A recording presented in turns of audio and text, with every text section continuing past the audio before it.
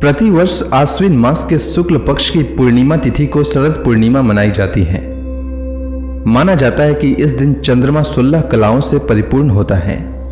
इसी कारण इसे रास पूर्णिमा, कोजागरी पूर्णिमा और कौमुदी पूर्णिमा जैसे नामों से भी जानते हैं। पौराणिक मान्यता है कि मां लक्ष्मी का समुद्र से आविर्भाव शरद पूर्णिमा के दिन हुआ था। इसी कारण इस दिन मां लक्ष्मी धरती पर आती हैं और अपने भक्तों पर कृपा बरसाती हैं। इस दिन चंद्र दर्शन करने से व्यक्ति हर बीमारी से छुटकारा पा सकता है। ज्योतिष शास्त्र के अनुसार शरद पूर्णिमा के दिन कुछ खास उपाय करके व्यक्ति हर समस्या से छुटकारा पा सकता है। इसके साथ ही धन, वैभव, खुशहाली और संपदा पा सकता है। अगर किसी की आर्थिक स्थिति ठीक नहीं है तो आर्थिक स्थिति को मजबूत करने के लिए शरद पूर्णिमा की रात मां लक्ष्मी की पूजा करें और खीर का भोग लगाएं। साथ ही 5 कौड़ियां मां को चढ़ाएं। इसके बाद दूसरे दिन लाल या पीले रंग के कपड़े में इन कौड़ियों को लपेटकर अपनी तिजोरी में रख दें या जिस स्थान पर आप अपना धन रखते हैं उस स्थान पर इसे रखें। ऐसा करने से आपके धन में बढ़ोतरी होगी और आपकी आर्थिक स्थिति सुधरेगी और घर में खुशी का माहौल बना रहेगा।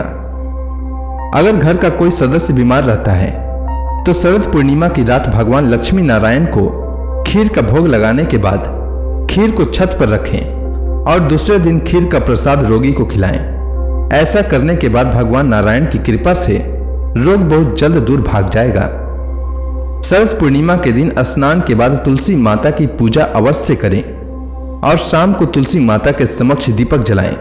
साथ ही शरद पूर्णिमा के दिन तुलसी माता की पूजा करते समय उन्हें सफेद रंग की कोई मिठाई का भोग लगाएं। ऐसा करने से सुख समृद्धि की वृद्धि होगी। इसके अलावा हमारे धर्म में माना जाता है कि शरद पूर्णिमा की रात चंद्रमा की रोशनी से अमृत बरसता है। इसलिए माना जाता है कि रात्रि में चंद्रदेव की पूजा करने और उनकी तरफ देखने से आंखों की रोशनी बढ़ती है। इसके अलावा शरद पूर्णिमा की रात्रि को दूध की खीर बनाकर चंद्रमा की रोशनी में रखी जाती है। वो इसलिए कि चंद्रमा की अमृत के समान किरणें खीर में पड़ने से खीर कई गुना गुणकारी और लाभकारी हो जाती है, जिसको खाने के बाद व्यक्ति को बहुत सारे रोग दुख से मुक्ति मिलती है।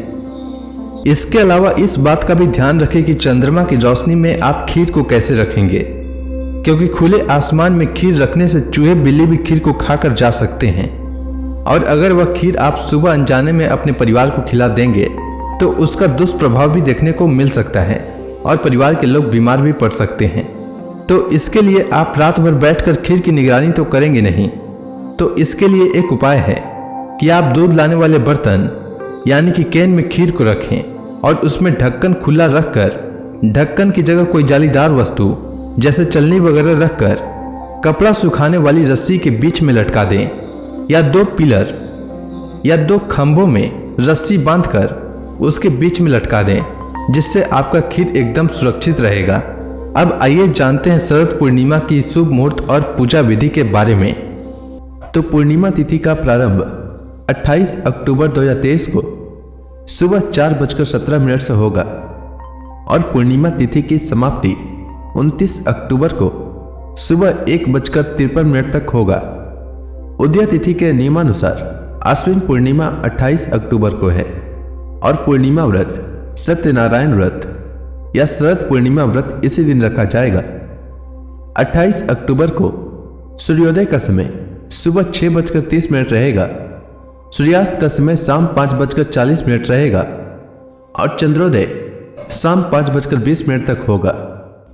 ब्रह्म मुहूर्त इस दिन सुबह 4:47 से सुबह 5:39 तक रहेगा। राहु काल सुबह 9:17 से सुबह 10:41 तक और अभिजीत मुहूर्त सुबह 11:42 से दोपहर 12:27 तक। अब आइए जानते हैं शरद पूर्णिमा की पूजा विधि के बारे में। तो शरद पूर्णिमा के दिन ब्रह्म मुहूर्त में उठें। इसके बाद व्रत का संकल्प लें और पवित्र नदी, जलाशय या कुंड में स्नान करें। इसके बाद जहां पूजा करने वाले हैं वहां गंगा जल छिड़क कर शुद्ध करें और अपने आराध्य देव को सुंदर वस्त्र और आभूषण पहनाएं।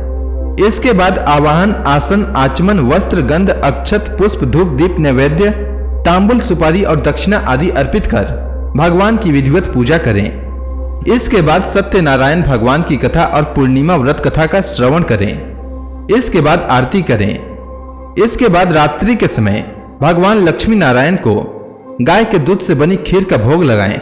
इसके बाद रात्रि में चंद्रमा के आकाश के मध्य में स्थित होने पर चंद्रदेव का पूजन करें तथा खीर का नैवेद्य अर्पण करें। इसके बाद रात को खीर से भरा बर्तन चांदनी में रखकर दूसरे दिन उसका भोजन करें और सबको प्रसाद के रूप में वितरित करें।